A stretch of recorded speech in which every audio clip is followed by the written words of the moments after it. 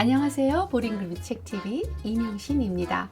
오늘은 러시아의 강렬한 색채와 기하학적 형태가 빛나는 그림책 이고리 스트라빈스키가 작곡한 불세라는 발레에 기초하여 프랑스의 감각 있는 그림책 작가 샤를로트 카스토가 새롭게 그린 불세 이야기입니다. 먼저 그림책 감상하겠습니다.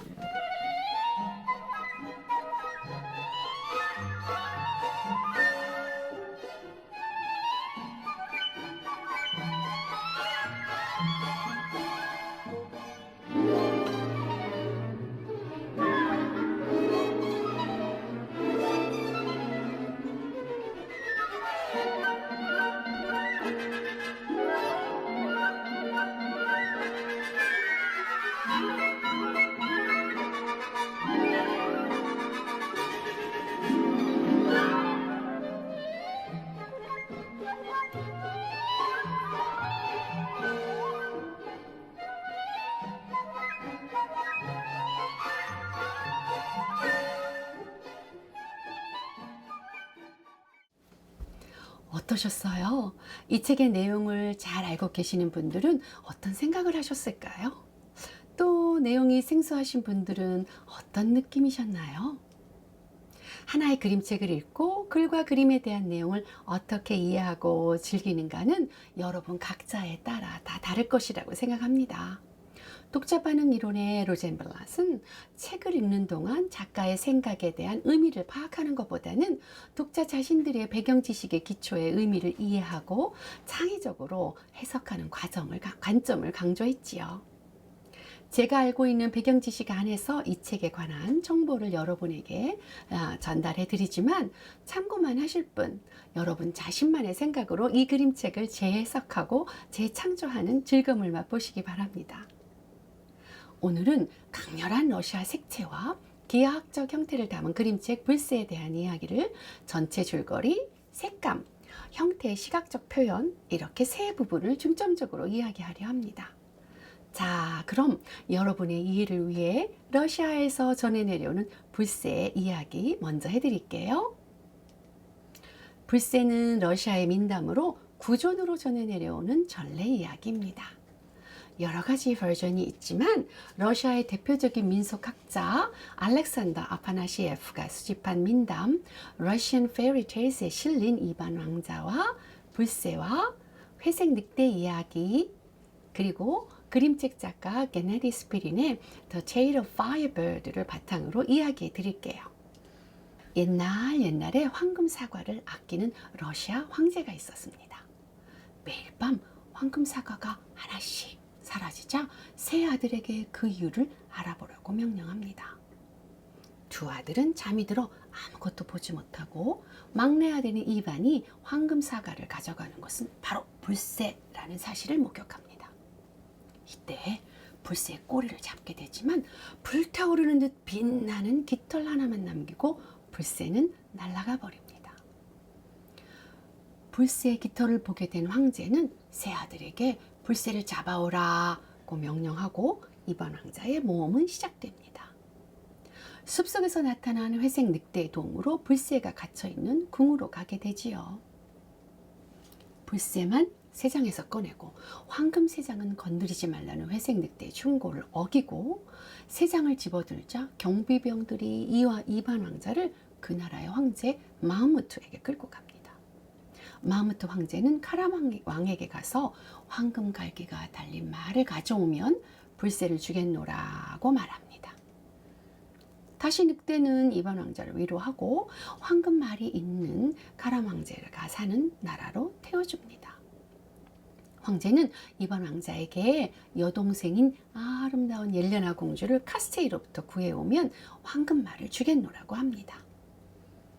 왕자는 우여곡절 끝에 불멸의 왕인 카스테이 성에 도착해 아름다운 옐레나 공주를 보고 사랑에 빠지지요. 결투 끝에 불세의 도움을 받아 사악한 카스테이를 물리칩니다. 사랑이 영원 불멸을 이기게 된 거죠. 오는 길에 왕들과 약속대로 옐레나 공주와 황금 감기말을 돌려줍니다. 황제들은 왕자에게 황금세장에 있는 불새와 황금, 갈기, 말을 탄 공주와 함께 가는 것을 허락하지요. 회색 늑대는 숲속으로 사라지고 왕자와 공주는 행복하게 오래오래 살았답니다. 이와 같은 내용의 민담 불새가 1910년 파리의 오페라 극장에서 러시아 발레단에 의해 발레로 처음으로 공연됩니다. 1909년 세르게이 다갈레프가 만든 러시아 발레단은 프랑스의 파리에서 첫 시즌을 성공적으로 마친 후 다음 시즌 공연을 준비하기 위해 안무가 미하일 포킨에게 러시아 전래이에게서 영감을 얻어 형식과 내용이 철저히 러시아풍이면서도 독창적인 작품을 만들어 달라고 부탁합니다. 세르게이 다길레프의 요청을 받은 미하일 포킨은 다양한 러시아의 동화와 민담을 수집하여 황금빛 날개를 가진 불새가 마법의 깃털로 이반 왕자를 돕는다는 동슬라브 지방의 이야기를 중심으로 하여 못된 마법사 카스에게 갇혀있는 아름다운 공주를 구출한다는 스토리로 발레 대본을 재창작했습니다. 세르게이 다길레프는 러시아의 페테르부르크에서 아르노보의 전 선구적인 잡지인 예술세계라는 잡지를 만들며 러시아의 새로운 미술과 디자인을 유럽에 소개한 예술가이기도 했지요. 러시아에서 아르누보는 다른 유럽가들에 비해 덜 알려져 있긴 했지만 작품의 양식화와 장시적인 표현은 상당 부분 축적되어 있었다고 해요. 오늘 소개해드린 샤를로트 카스토의 그림책 불새 역시 자연을 배경으로 장식적인 표현을 많이 하고 있습니다. 아르누보 예술에 관해서는 보링책 TV 개구리 왕자 그 뒷이야기에서 말씀드렸어요. 이미 아시는 분도 계시지만 혹시 아르누보가 뭘까 궁금하신 분들 보시라 추천드려요. 한편 이 작품의 작곡은 당시 무명의 젊은 작곡가 이고리 스트라빈스키가 맡게 되고 대성공을 거두게 되지요. 드디어 1910년 6월 25일 파리의 오페라 극장에서 러시아 발레단의 불새가 처음으로 공연됩니다.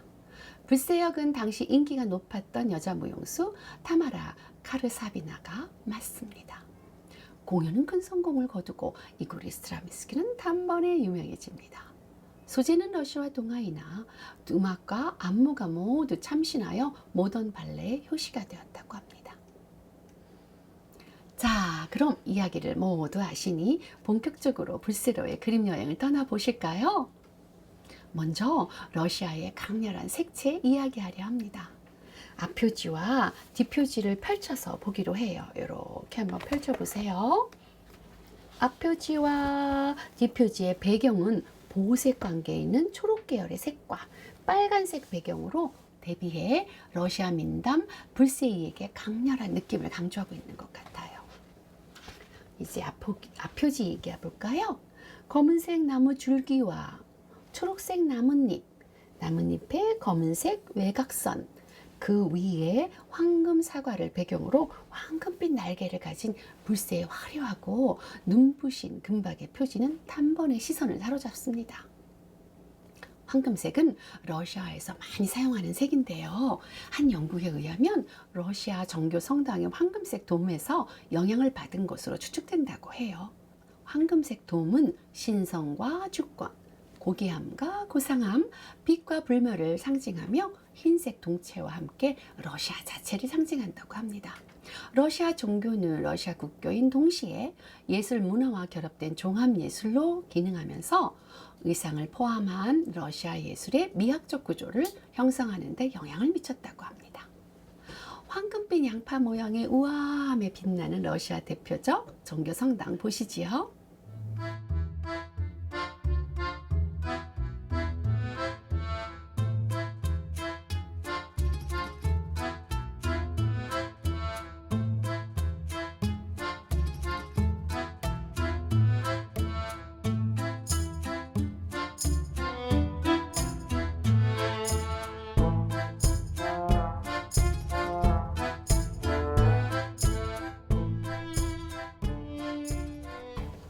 또한 불새 깃털이 이어지는 끝자락에 빨간색의 산딸기 모양들의 꽃들이 장식하고 있네요. 마치 불새의 아름다운 강체를 더 강조하는 것 같아요. 불새의 뾰족한 빨간색 부리와 빨간색 꽃은 색의 환상적인 조화를 이룹니다. 빨간색은 황금색과 함께 이 그림책 전체에 가장 많이 사용한 색 중에 하나입니다. 연구에 의하면 러시아에서는 역사적으로나 의미적으로 빨간색 역시 황금색과 같이 매우 중요한 색이라고 해요. 붉은색은 피 또는 산딸기에 비드는 색채어로 어원적으로 아름답고 빛의 성분과 함께 밝고 선명한 의미를 나타내기도 한다고 하네요. 그래서 러시아에서는 모스크바 붉은 과정의 여러 건물들을 비롯해 전통 의복에도 빨간색이 많은 것 같아요. 뒷표지에서는 빨간색을 배경으로 불새가 힘차게 황급히 별을 뿌리며 날고 있습니다. 불새를 따라 흩뿌려지는 별은 크기가 각기 다른 시각적인 면을 강조해 하늘 높이 나르며 축복을 내리는 방향성을 보여주고 있는 것 같아요. 빨강을 배경으로 노랑빛의 불새는 찬란한 빛으로 힘차게 도약하며 불새의 이야기, 여행을 함께 하자고 독자를 초대하는 것 같습니다. 이 책에서는 숲속의 식물들, 등장인물들의 옷과 건물의 문양, 불새의 깃털 등을 점, 선, 면 세 가지 조형조가 결합한 기하학적인 형태와 검은색과 밝은색과의 대비를 통해 러시아의 강렬한 민속적인 느낌을 강조하고 있습니다. 거기에 페이퍼 커팅이 더해져 장식적인 효과를 극대화합니다. 이러한 색감과 조형미는 화려한 색채와 장식성이 빛나는 아르누보의 대표화가 클림트의 작품을 연상하게 합니다. 이 책은 글을 최소한으로 그림을 극대화하여 이야기를 전개하는 것이 특징입니다. 바로 그림의 예술성으로 러시아 민담인 아름다운 불새와 이반 왕자의 멋진 몸을 그리고 있지요. 전 세계적으로 알려진 그림책 작가인 유리슬레비치는 그림책은 그림으로 이야기를 전하는 책이라고 정의를 했어요. 글이 있는 그림책에서는 글이 보조적인 역할을 한다고도 했지요. 책의 전체 장면에서 나타나는 검은색 배경 프레임은 바로 발레 불새를 공연하는 무대 위의 장막같이 보입니다. 검은색 테두리 위에 하얀색으로 글 텍스트를 표현해 이야기 내용을 전달할 뿐만 아니라 시각적 조형미를 보여주는 것 같아요. 무대 연출처럼 앞, 뒤로 무대의 배경을 그 가운데 등장인물을 배치해 평면의 그림이지만 입체적인 공간을 느끼게 해주는 것 같아요. 여기에 페이퍼 커팅으로 배경과 등장인물들을 3차원적으로 느끼도록 착시 효과를 주고 있어요. 여러 가지 다른 감상평이 나올 수 있겠죠? 여러분도 자신만의 느낌으로 감상해 보세요. 이 책의 첫 장면은 어느 날 이반 왕자는 마법의 숲에서 길을 잃고 말았어요. 한참을 헤매다 황금 사과가 주렁주렁 달린 나무를 발견했어요. 라는 글로 시작합니다. 주인공 이반 왕자가 마법의 숲 한가운데로 발레 동작을 하며 등장하는 것 같아요. 초록 풀잎의 검은 외곽선은 실제 풀잎이라기보다는 무대 위에 소품으로 장식한 풀같이 느껴집니다. 빨간 열매가 달린 뒤로 주렁주렁 황금 사과가 보입니다. 페이퍼 커팅으로 묘사된 숲은 길을 잃은 왕자가 숲을 헤매는 긴장된 마음을 더 사실적으로 묘사하는 것 같아요. 연구에 의하면 러시아에서 색채어로 사람일 경우에는 경험이 부족하지만 젊고 힘이 넘치는 순진한 젊은이를 의미한다고 해요. 반면 빨간색일 경우 사람은 아리따운 젊은 처녀를 의미한다고 하네요. 러시아어 색채 어휘의 의미로 분석해보면 이 첫 장면은 경험은 다소 부족하지만 젊고 힘이 넘치는 순진한 왕자가 아름다운 공주를 만나 사랑하는 행복한 상상을 하게 하는 장면인 것 같아요. 하지만 이렇게 직선과 곡선이 혼합된 나무 줄기와 배경의 검은색은 이반 왕자가 겪게 될 모험이 험난할 것이라는 걸 추측할 수 있습니다. 이번엔 이반 왕자가 입은 의복으로 러시아 민속 의상과 색채에 대해 알아볼까요? 먼저 흰색 바탕에 파란색 곡선과 소매 주름이 잡힌 블라우스 형태는 흰색 루바하로 추정할 수 있어요. 루바하는 루바슈카, 카사바로트카, 사로트카 등 다양하게 불린대요. 흰색은 러시아 정교 성당의 사각형 건물을 장식하는 대표적인 색상이기도 하답니다. 러시아의 흰색은 13세기 중반 몽골 지배기 때 몽골의 문화에서 영향을 받은 것으로 추측되는데, 러시아인들은 흰색의 의복을 성스럽고 깨끗하며 장수를 상징하는 가장 화려한 옷이라고 여긴다고 해요. 다음으로 겉옷을 살펴볼까요? 카프탄과 같은 옷을 입고 있는 것으로 추측할 수 있어요. 연구에 의하면 카프탄 역시 몽고 타타르의 지배기 영향으로 무릎까지 내려오는 긴 두루마기 형태의 옷이라고 해요. 날씨가 추운 지역이니 겨울에는 모피코트니 슈바를 입었다고 하네요. 허리에는 직사각형 허리끈 포야스를 둘렀다고 해요. 루발의 바지는 통이 넓은 바지, 포르트와 롱부츠, 사포기를 신고 있는 것처럼 보여요. 사포기는 가죽으로 만들어져 금 은실의 자수 혹은 금 브레이드로 장식했다고 합니다. 이반 왕자의 부츠의 노란 장식과 비슷하죠? 다음으로 이반 왕자의 옷 색깔에 대해 알아볼까요? 빨간색에 황금색 원으로 장식한 모자, 여기에 바지 역시 빨간색으로 빨간 열매와 꽃과는 조화로움을, 초록색의 숲과 나무들과는 보색으로 대비해 강렬한 색감이 느껴집니다. 겉옷은 남색 바탕에 검은색과 흰색이 혼합된 형태의 문양, 그 위에 황금빛 스티치로 장식되어 있어요. 러시아 민속 복식에서 황금색 자수는 민속 의상의 옷깃, 소매, 밑단 등 장식적인 요소로 활용되었다고 하네요. 특히 동슬라브족의 자수 색상은 흰색 바탕에 빨간색의 단색 실로 수놓은 단조로운 것에서부터 남청색, 검은색, 금색의 실로 수놓은 다채로운 것까지 매우 다양하다고 해요. 황금색 장식과 남색의 보색으로 대비되는 이반 왕자의 러시아 전통 의상은 불세를 찾아 떠나는 왕자의 강렬한 의지와 용기가 느껴지는 것 같습니다. 이제 왕자의 의복에 나타난 기하학적인 형태 알아볼까요? 황자의 겉옷 장식은 직선 라인과 곡선 라인의 혼합 형태로 묘사되어 있는데요. 특히 옷깃, 소매, 밑단의 황금빛 삼각형과 역삼각형의 기하학적인 패턴으로 장식된 옷을 입고 있네요. 러시아에서는 색뿐만 아니라 장식의 기하학적인 형태도 러시아 정교 성당의 건축 양식에서 영향을 받은 것으로 추측되는데, 정교 성당은 사각형의 동체와 원형의 도무로 이루어져 있고 직선과 곡선의 혼합이 특징이라고 해요. 앞에서도 말씀드렸지만 러시아 예술은 언제나 종교와 결합되어 나타나는 것을 발견할 수 있다고 해요. 드디어 왕자가 아름다운 불새를 만나 잡으려는 장면입니다.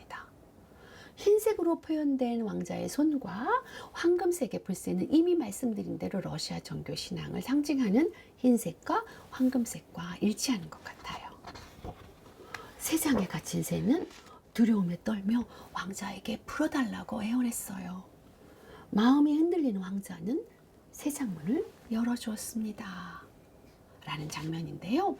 세상에 갇힌 불새의 두려움은 검은색의 페이퍼 커팅으로 실감나게 묘사하고 있어요.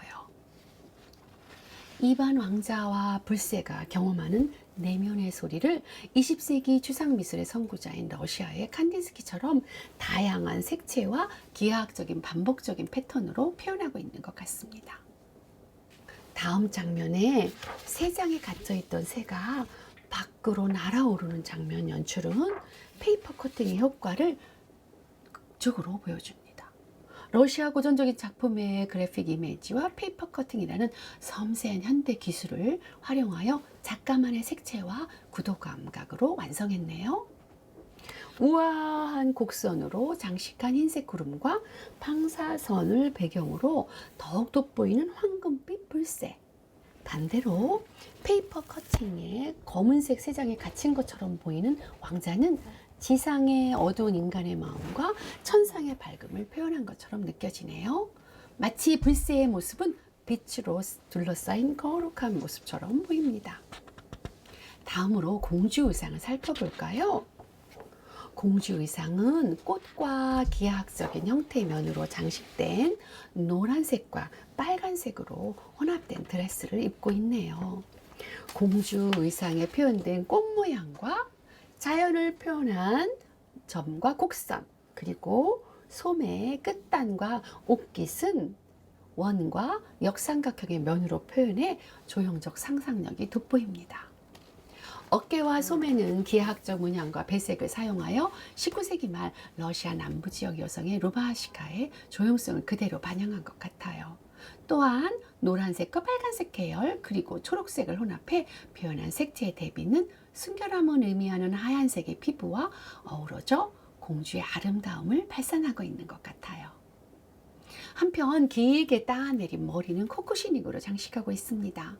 러시아에서 머리 장식을 쓰지 않아도 외출이 허용됐던 미혼 여성들은 머리를 한 갈래로 따서 리본으로 묶었다고 해요. 불세에서 옐레나 공주처럼 말이지요. 러시아에서 왕족이나 귀족들은 보석으로 장식한 화려한 코코시닉을, 농민층 등 민가에서는 주로 축제날이나 결혼식 때 썼다고 해요. 그래서 여성이 착용하던 머리 장신구의 형태는 착용자의 나이나 사회적 지위를 암시하는 기능을 지녔다고 합니다. 옐레나 공주의 코코시닉은 귀족이 주로 사용했던 화려한 노란색과 흰색의 보석으로 장식하고 있네요. 이는 공주의 지위와 고귀감을 알려주는 듯해요. 코코시닉 스타일은 러시아 정교 건축에도 보이는데요. 코코시닉 아치와 섬세하고 현란한 모자이크 장식이 아름다운 러시아의 그리스도 부활 성당과 무소르크스키 전람회의 그림 중 키예프의 대문 디자인에서도 볼 수 있습니다. 제가 미네소타의 미니애폴리스에서 열렸던 학회에 참석했을 때요. 운이 좋게도 세계 민속 페스티벌에 갔었어요.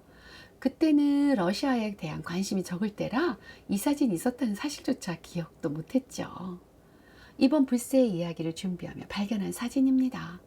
지금 보니 여성분이 코코시닉을, 남성분이 흰색 바탕에 빨간색 자수가 놓인 루바를 입고 계시네요. 그때는 몰랐는데 정말 아는 만큼 보이는 것 같아요. 왕자는 아름다운 공주를 꼭 끌어안았어요. 시간이 잠시 멈추는 듯 했지요. 그러나 슬프게도 공주와 시녀들은 못된 마법사 카스에게 잡힌 포로들이었어요. 왕자와 공주는 서로 사랑을 느끼지만 공주는 포로였지요. 굵은 검은색 나무줄기 사이에 있는 두 사람은 마치 감옥 안에 갇혀있는 느낌입니다.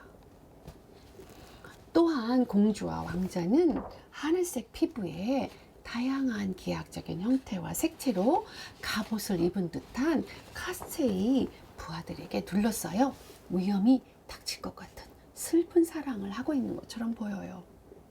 마법사 카스테이와 부하들의 모습과 입고 있는 의상의 기하학적인 형태와 색채는 러시아 아방가르드 미술의 독특한 양식을 바탕으로 추상 미술을 창시한 카즈미르 말레비치의 그림과 많이 닮아 있네요.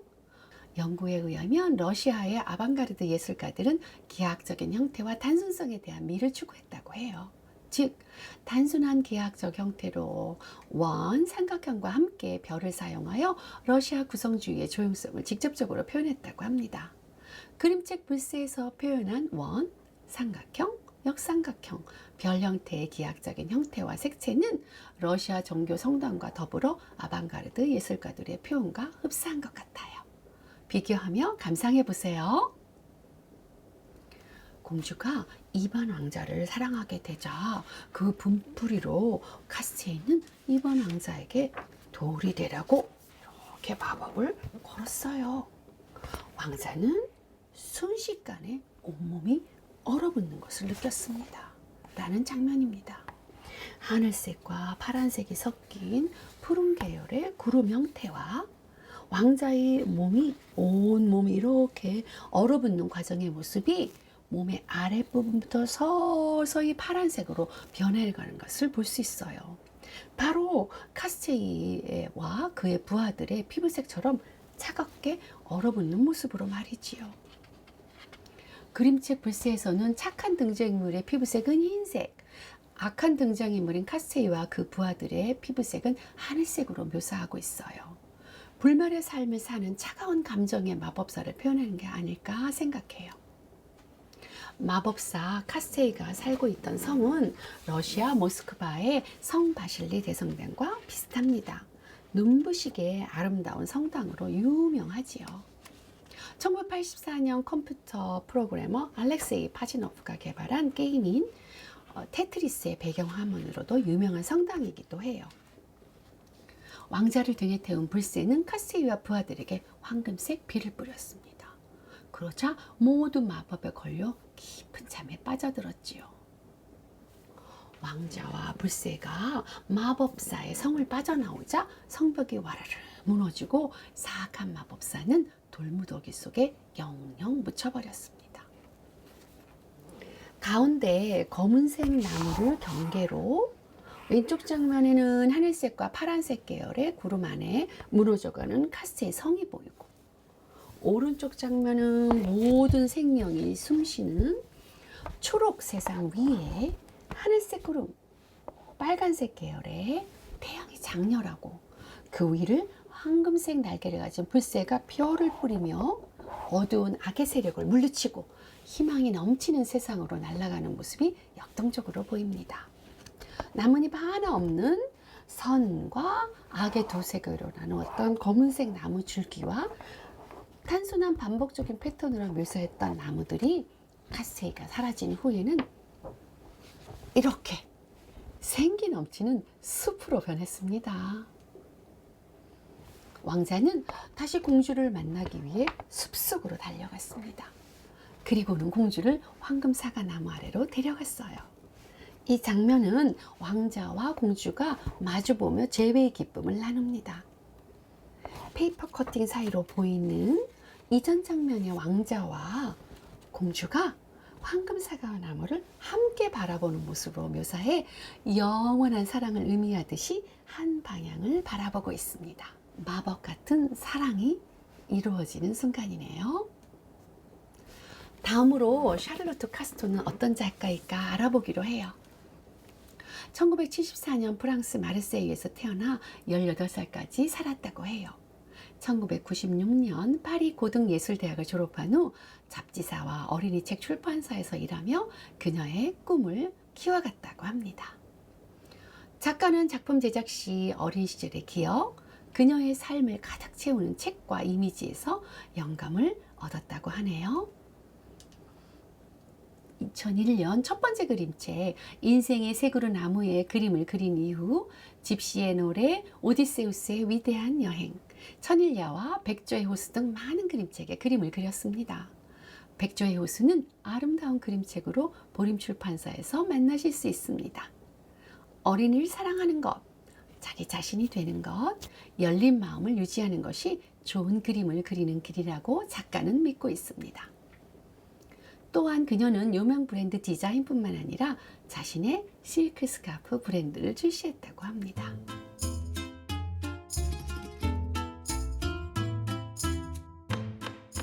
이반 왕자와 옐레나 공주의 아름다운 사랑에 대한 이야기 함께 나눈 시간 행복하셨나요? 다음에 또 멋진 이야기로 만나요. 고맙습니다.